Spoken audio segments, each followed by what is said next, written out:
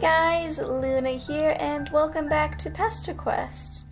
Now, last we left off, we just made wonderful friends with the Jade Blood, Kanya.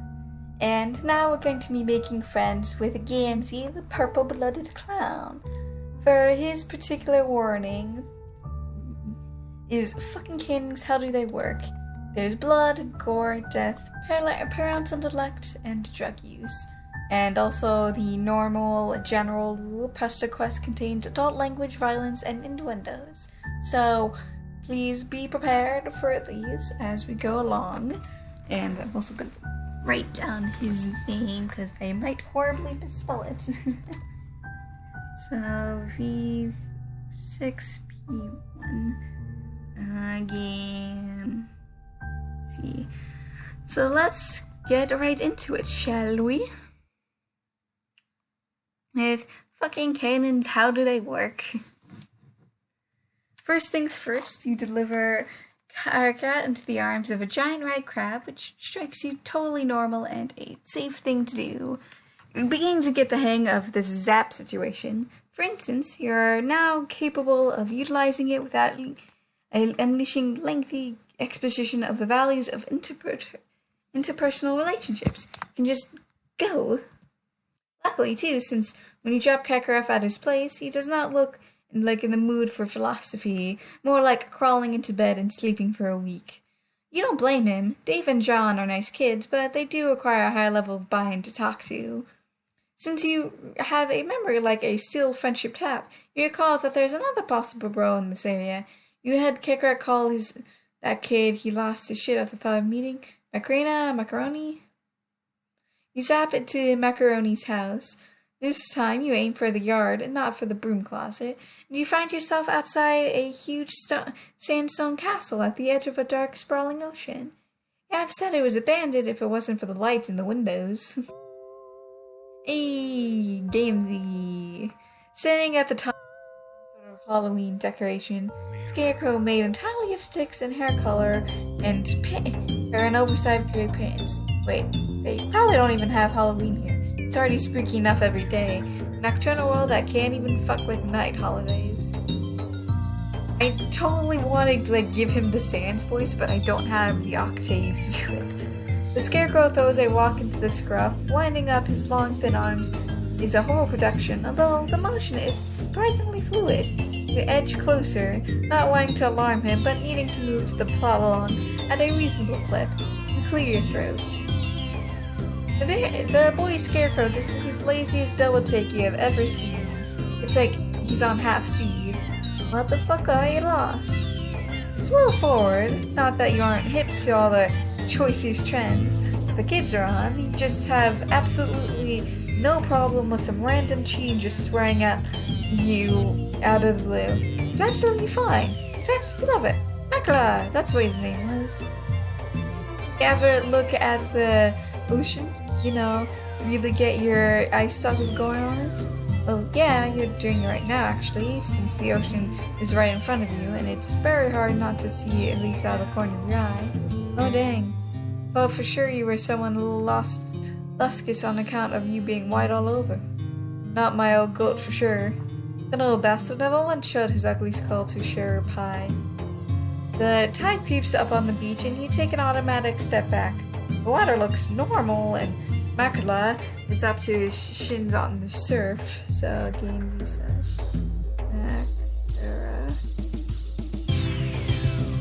but you still don't trust like that. You can teleport, but that doesn't mean you want your toes burned off by alien salt water or whatever the fuck.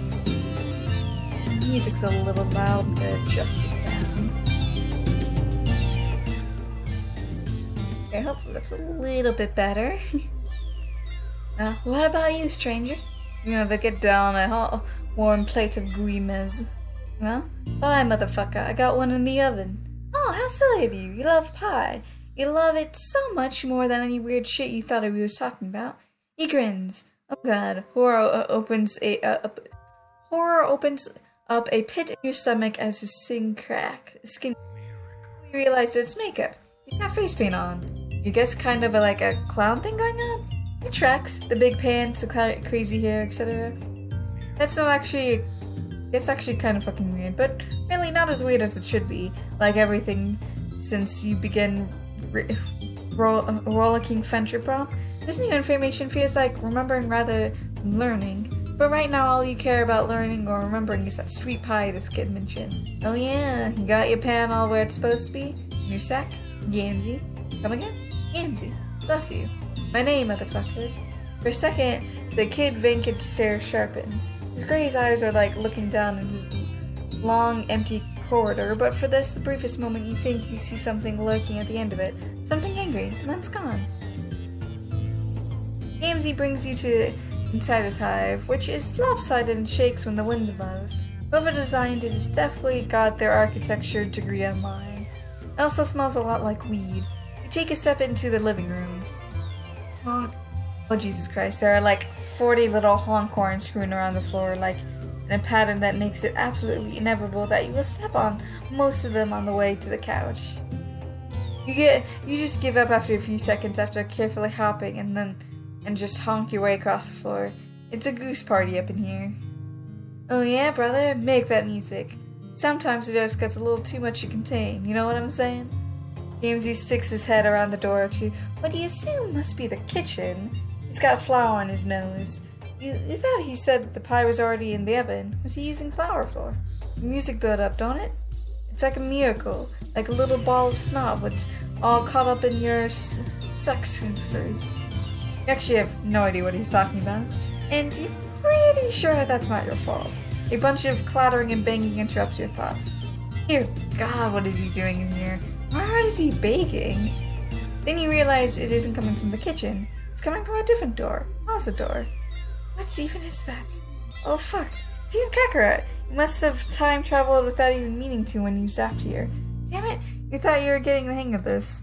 But how did you respond to this absolutely unforeseen turn of events? Let's see. I want to open the door. You spring up to answer the door. Any good guest would do while their host is busy fighting a pie. You honk your way over, making music on the way. Miracles or whatever. You wonder what you're going to say when you see yourself. You'll probably be pretty surprised. Up close, the door is sort of warm. Not temperature-wise, more of an existential way. A narrative weight hangs around the store, and when you touch it, tingling heat shoots up your fingers. Paradoxal space. Man, this door is great. You don't want anything more than to open this door. Shit, you love this door. Just doors in general, actually. Fucking amazing. You love to open them up and be in one place, and then walk through them and be in another, and you twist the handle.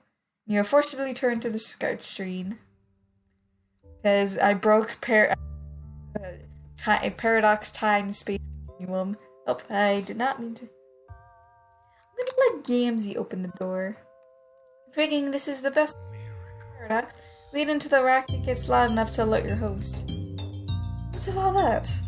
You shrug and open your eyes real wide to show just how innocent you are. This is a total mystery that has absolutely needs solving.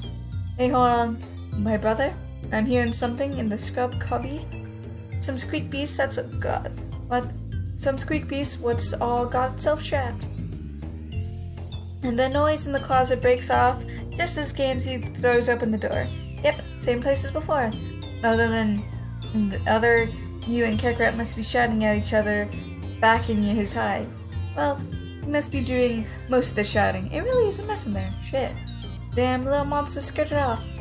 Yeah, weird. You have no idea where they went. And you're totally sure it's not a friend of his who's flipped out on the sheer sound of his voice. That would be ridiculous.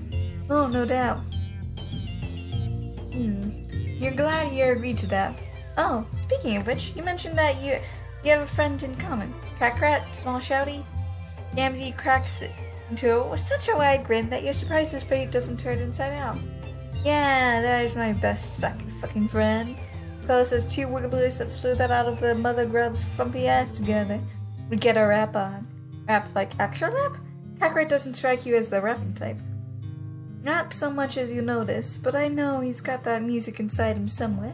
All wrapped up under his skin, just waiting for a real motherfucking brother to rip it out. Oh, that's incredibly romantic, but also Absolutely the creepiest shit you've ever heard. Well, hell yes. Not the godly amount of steam issues from the kitchen, like someone baking in a cartoon. Whatever it is, it smells amazing. Sugary with just a hint of sharpness to it. Did Gamzee ever say what kind of pie he's making? Miracle pie, sister. Miracle pie. Very nice. Miracle flavor. Sounds great and not at all like it might burn the roof of your mouth off. He looks great. And you actually can see his claw. You can actually see claws in this one. That's kind of interesting. Gamzee emerges from the kitchen, the sweet smell getting stronger as he comes closer. He isn't carrying any plates or forks or whatever, so you guess he's going to eat with your hands? You look down at your grubby little paws. When was the last time you washed these little silly things? You are disgusting. But then you get a good look. The germs are really going to be the last of you warriors. It's a thick, gelatinous and green, neon green, poison control green, like clip art of something toxic. You're absolutely sure that whatever that pie is made of, humans are not meant to eat it. Probably not trolls either. Gamzee sits down next to you, stretching his long, skinny legs onto the coffee table and knocking over a few stacks of comics and a couple empty Fagor bottles. Next, this does not make you feel any better about his ability to make good nutritional choices. You ask Gamzee and politely, as you are able, what kind of pie it is. Oh dang, brother, a nutrient mercury never gives away his secret ingredients. All you need to know is this. Good shit. You want to see the miracles the way I see them? I know you do. I can hear it in your voice.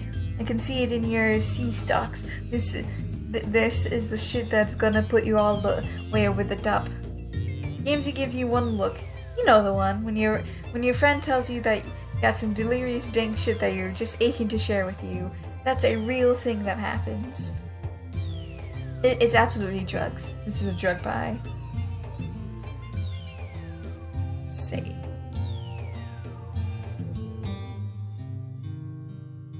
Sure, let's eat the pie. You know what? Fuck it. You're magic. You can do whatever you want.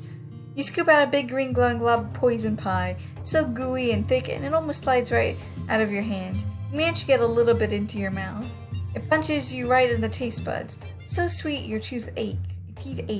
Without any discernible texture, just goop that slowly fills your mouth and coats your throat. Wow, this is sure a tactical experience. Doesn't taste bad. It's just sort of like you swallowed a big sweet mouthful of nausea hits you in a wave of every nerve ratchet tight. Yep, this is definitely not meant for whatever kind of creature you are. Your body wants to reject it. You lean over the arm of the couch and prepare to give this volume an additional content warning, but the feeling passes. And not only does it pass, it's accompanied by a rising sweep of euphoria. It shivers up from your stomach and seeps into your brainstem. You let out an unintentional sigh of happiness and settle back down on the couch. Wow, you feel so great right now. Holy shit, drugs are awesome. No, they're not. Don't do that. You want to do them all the time. No wonder Gamzee was so intent on getting this pie finished. If you're him and you knew the secret to the wonders of the universe, you wouldn't never eat anything else ever. A long figure taps you on the shoulder. More motherfucker? He offers you the pie plate and you eagerly dig your fingers in. It's getting all over the couch and your face, but you don't care. You just want more of that perfect, contented feeling. Gamzee watches you with dreamy approval. Somehow, the two of you end up in a supply closet. You aren't really sure why? It just felt like a good idea to go in there. Possibly to investigate whatever it was that was making a bunch of silly noise just a few minutes ago. Oh, you know what it was? It was you and Kakarot. You guys wanted to visit Gamzee one time, but Kakarot was done. We'll try harder next time. Good try, motherfucker. You're not pulling my stem that easy. Might not be the little brother hasn't been anywhere near my motherfucking hive. I've tried to get him over here again and again, you know? But he's all got this hate on for face-to-face hangouts. Not like you. Got your motherfucking pan blown at right the fuck open. You're like me, my sister. You're wide open to the motherfucking miracles. Tell Gamzee that he's totally right. You're so ready and open to whatever miracle comes along. But no, seriously, if you wanted to, the two of you could probably go visit Kakarot right now. He's probably sleeping off his trip to the neighboring planet, but you could wait, or you could just zap forward in time a little bit. That's a thing you can do. Oh, for real? Why didn't you just say so, motherfucker? Zap it us out of here. Sure, right away. Anything you want, best friend. Gamzee gives another one of those wide, messy grins, like he can't contain his joy at the thought of being someone's best friend. You totally sympathize. I can't actually remember how to use your magic powers right now. You think it's possible you're a little too high? You don't even remember how you came to lying on this filthy closet floor and looking up at the filthy closet ceiling. Shouldn't you try to keep the place with your cleaning supplies a little, cleaner? No worries, my brother. There isn't any rush. Got my certainty that one day we're gonna get together in one pile. My boy Carrot, D-Dog, Chris, that Nessie Cerulean bitch that's always mad as hell. Everybody. We're all climbing up to the clouds together. You don't know who some of these people are, but that's okay. You're confident that they all make amazing friends. What you can't sky with them. What do you do once you get up there? We ride the Dark Carnival all the way up to paradise, my brother. The Dark Carnival? That sounds familiar. Somehow. You feel like you heard it before. Well, I should hope so, motherfucker. Anybody's got any kind of head for religious dogma at all heard that kind of shit. I knew you were a real one. Oh yeah, for sure. You're the realist. But imagine you weren't as real as you could be. Were you some damn asshole who had no idea what Gamzee was talking about? Dark carnivals where the path leads, my brother? Back to the old days, the righteous got their blood poured out when their time came. All the purple paintings, the ringmaster circle. But nowadays it's more like a metaphor and shit. When a motherfucking dies, his soul is all raptured up from the corpse meat, right? And that the soul got up and go up somewhere, don't it? It's not about to float around untethered, so it rides up onto the carnival where it gets all right and properly judged to see whether it's been good bitch or a naughty motherfucker. Anyways, that's how miracles work. Right. God, that sounds amazing. Really hope Gamzee gets there one day. Something jagged slams up against the haze of joy containment. You feel like a booming knock on the inside of your consciousness. You remember a face. Gamzee's face. No, not quite. It's a face with makeup, but it's younger, kinder, more vulnerable. Remember this is a friend. You remember you had friends. You remember a clown. With a monumental effort, you force yourself into a sitting position. Gamzee is still splayed out on the floor, totally gone. You have to figure this out.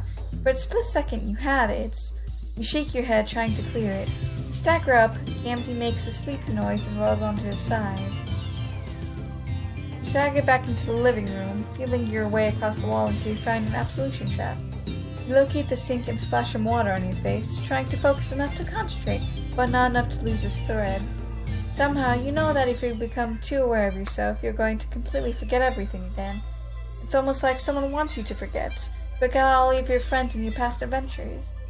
You close your eyes and picture that friendly clown's face. A name drifts across your mind, close enough to almost snatch. Hey, it's our clown boy from Hive Swap. Zap. All of your other trips through the narrative have been instantaneous. One second you're in a place, and the next you're in another. This time, the air feels warm and gelatinous, like trying to run while waist-deep in water. The drug pie could just be fucking with your powers, but you know in the core of you that isn't right. You are where you aren't supposed to be, and something here knows you're trespassing. Something here is awake, and it sees you. Body goes through a series of shivers, not unlike when you first tasted the pie. Some distant layers of you knows that whatever you are experiencing is wrong, and it's not meant to be seen by anyone, as if somehow you've gotten a glimpse into the subatomic level. Your vision stretches out in a long, empty corridor, and at the other end is You slingshot back to Gamzee's hive, hitting the floor with what feels like every inch of your body. God, how long can you fall on your ass and head at the same time? How's that legal? Even worse, you appear to be sobered up much faster than you have every right to be. The high is broken like a fever, and you're sweating through your trendy colored shirt. In turn, Gamzee has somehow moved himself to the couch while you were doing whatever it was, trying to throw yourself into the part of the narrative you don't have permission to see. You look significantly less stoned than before, too. Where'd you go, motherfucker? Oh, just tried to pop to visit someone? Someone you thought you remembered from your past and it went wrong. Somehow you're just getting the image of a T-posing figure, which is absolutely absurd. Man, that's some deep nonsense right there. Some religious fucking noise. Yeah, you guess so. Probably just the drugs, though. Gamzee looks at you through splintered, hazy eyes, and you realize that trying to explain anything to him when he's in this state isn't going to do any good, just a fever dream. And that's probably exactly what it is. Shit, maybe this is what the kids refer to as a bad trip. Is this what Gamzee does? Just sit up in his hive all the time and gets high? Well, that's a perfectly respectable way to deal with this whole place like a terrier, but God, it makes you so sad. All these kids you've met so far make you so incredibly sad. There, now you went and bummed yourself out. You're exhausted, you aren't above doing the least amount of work for the highest possible reward here. You shrug and tell him that you probably want you experience was a miracle. Gamzee's brilliant smile makes you all better. 3, huzzah! Dare to resist the drugs and alcohol. You take a deep breath and prepare to stand to peer pressure. You think you pass on the pie. Whoa, for real? Nobody's ever turned down a bite before. Really? How many people has he offered to you? Gamzee grins. Well, motherfucker, you got me there. No, brother, no fear, brother, no fear. You gotta be doing what you're feeling. No way I'm about to harsh your brother's flow when it comes to all their personal preferences or whatever. Oh, thank God, he isn't gonna think you're uncool for not doing his drug pie. You can't exactly recall where he picked up the idea that arterial drugs are not a good idea, but he's pretty sure it's alright. Maybe it's a good general rule of thumb. Avoid alien-controlled substances, or possibly all alien substances. Maybe it'd be bad for you even if it wasn't a drug pie. Your internal anatomy is still a little mystery to you. Gamzee is taking this so well that you feel emboldened to go further. Push a little harder. Man, you're really getting brazen with this after-school special shit. You suggest that Gamzee, just maybe, he shouldn't eat the pie either. He raises both eyebrows and gives you a slow blink, looking from the pie to you and back again. He looks absolutely flabbergasted at the idea. Hasn't anyone ever mentioned to him that he should be careful what he eats? Not even Scarecrow? Scarecrow absolutely seems like the kind of guy who wants to micromanage his friends' lives. Might have said a thing or two? Maybe once or maybe 2 times? Does Gamzee ever think about following his good friend's advice? Gamzee freezes with one long finger reaching for the pie. You can practically see the gears turning in his head. You catch another flicker of the flat affectionate menace behind his eyes, and he splits into another big sloppy grin. Fuck it. Gamzee rises eagerly to his feet like he's on a marionette strings, almost without bending his knees. Picking up the pie, he shuffles across the rumped block and opens the window. He makes and holds eye contact as he throws the pie out the window. Okay, well that's one way to get rid of it. But what about the pie plate? Where that came from? Anything I want, I either just enter in the computer and it appears outside the hive a couple hours later. Fucking miracles, man. Or maybe it's just same-day delivery? Is there a troll Amazon? Gamzee lets out a creepy laugh. It makes you a creaky laugh, not creepy. It makes you a little nervous, and you can't pinpoint why. Slow down, brother. You're talking all the heresies today. Turning down a perfectly good pie. What could have got us well and truly seeing the glories what's the Messiah's put on this planet. Don't take away my miracles too. Well, you didn't just make him throw out the pie out the window. You just made a suggestion. He didn't have to listen to you. No, you got the right of it. We'll do it your way. You never know. The old goat might come home for once. And he never likes it when I fly high on pie. Well, if you're sure. Oh no, that... Why, Gamzee, why? Gamzee looks at you from across the room, silhouetted against the window like a black spot on the moon. And you think you may have made a mistake. You aren't exactly sure why, just something in the back of your head is shouting at you. Maybe you'll check just to be sure. So, Gamzee looks back into the kitchen, maybe to throw more shit passive-aggressively out the window. He stepped forward. Just a little while, couple of days. The house is quiet, but everything looks mostly the same. When you listen, though, you hear a steady thump, thump, thump. And if you didn't know better, you might as well say it was someone banging something against drywall. For instance, their head. The sound rattles through the stone of the hive and builds along the scaffolding of your body. With a mounting dread, you zap forward a few days. The hive is a wreck. It wasn't exactly a showroom before, but now there are 3 times as many honk horns, and Fago bottles overflow off the table. The couch bleeds, suffering from 3 long gouges.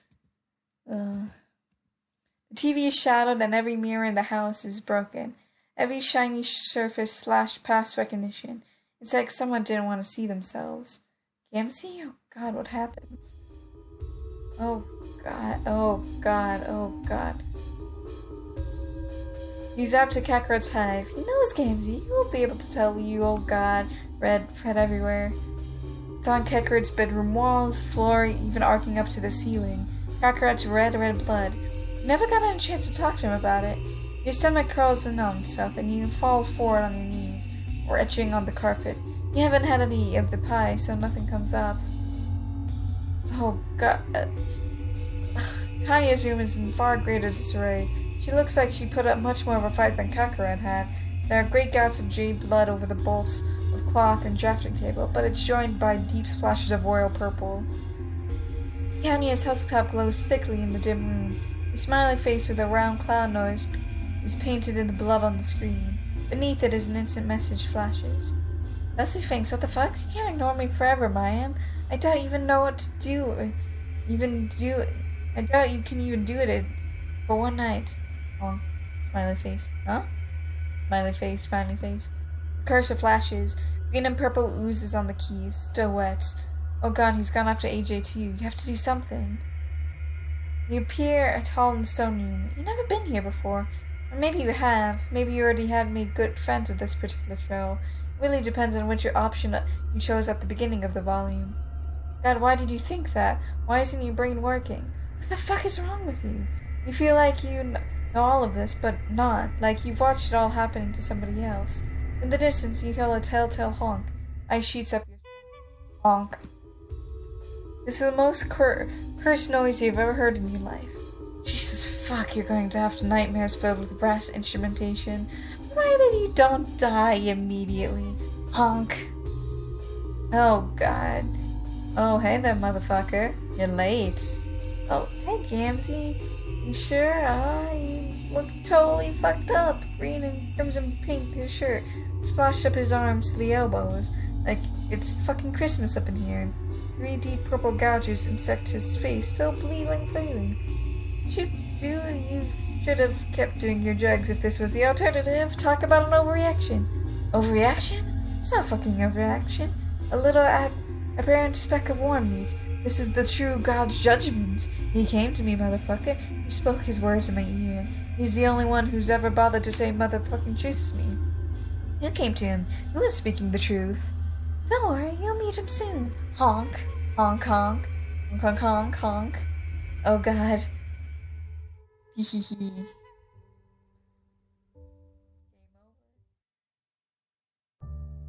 That happens in Homestuck too. It's one of those things that, like, you never really question it until later. So, anyways, I hope you guys enjoy this, and I hope you guys have a good day, night, week, months of your lives.